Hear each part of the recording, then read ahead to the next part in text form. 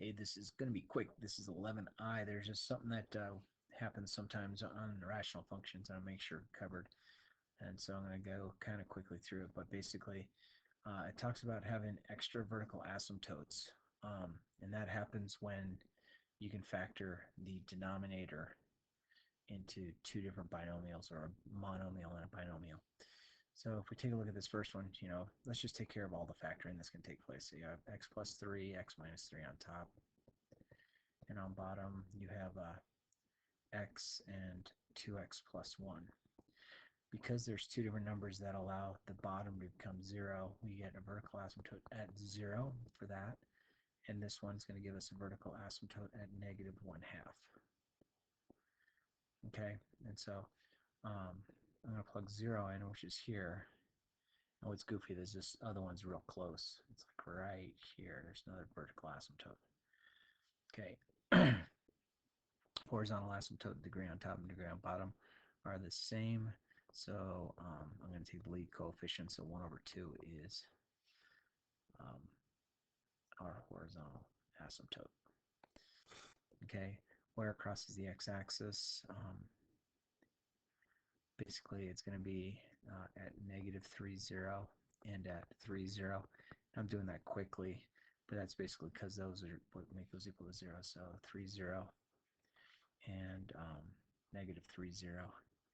And then the y-intercept we can see when we plug 0 in. That becomes 0. This becomes 0. That becomes 0. So we get a 0 downstairs. So the y-intercept is does not exist. Does not exist. Okay. The domain on this is going to go from negative infinity to negative 1/2. And then it's going to exist in between negative 1/2 and 0, and then from 0 to infinity.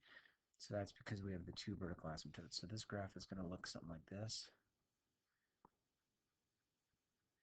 And then when those do that, there's something that's going to happen in the middle. And it's really hard to see, but it looks kind of like a parabola in the middle. If we had it spaced out, we would be able to get there a little bit better. But that's basically what it looks like. So let's try another one. So the bottom's going to factor to,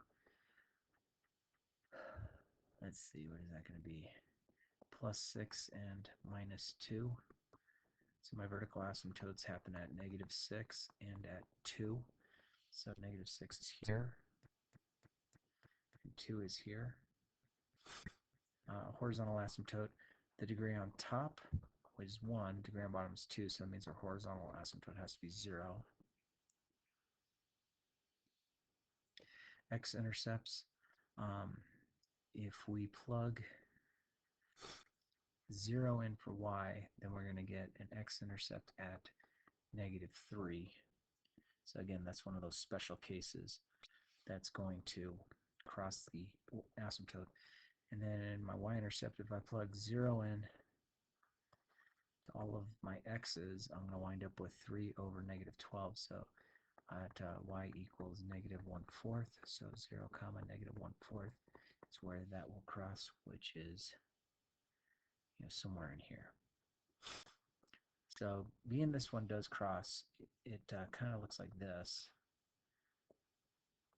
And this side, because that goes to the asymptote, looks like that. And this side, because it goes to the asymptote, looks like that.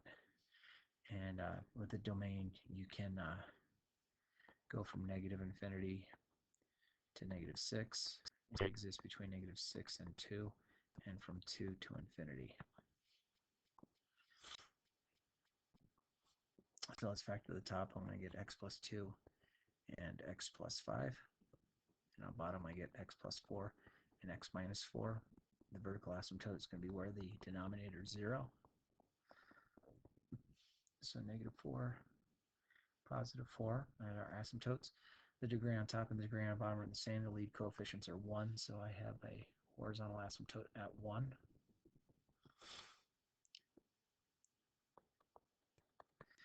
And then my x-intercepts are going to happen at negative 2 comma 0 and at negative 5 comma 0. So negative 2 comma 0 and negative 5 comma 0.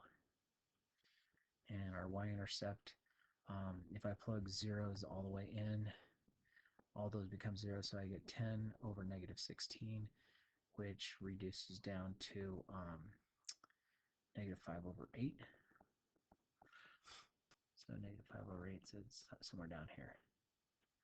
So this particular graph, I don't believe it's going to cross our asymptote. So I think our graph is going to look like this. And actually, it probably will. I plug negative 3 in. What do I get when I plug negative 3 in? That becomes 9 minus 21 plus 10. 9 minus 16. 9 minus 21 is negative 12. So I'm going to get negative 2 over negative 7. So 2 over 7. So 2/7 is up here. That's when I plug negative 3 in. So this graph probably does something like this. And I know that goes a little bit opposite what we were saying, but then if this takes place over here, because this flip-flops in the middle, then this will look like this. And that should be enough. So I'd say, Zoom me if you need to. We can definitely do a Zoom meeting.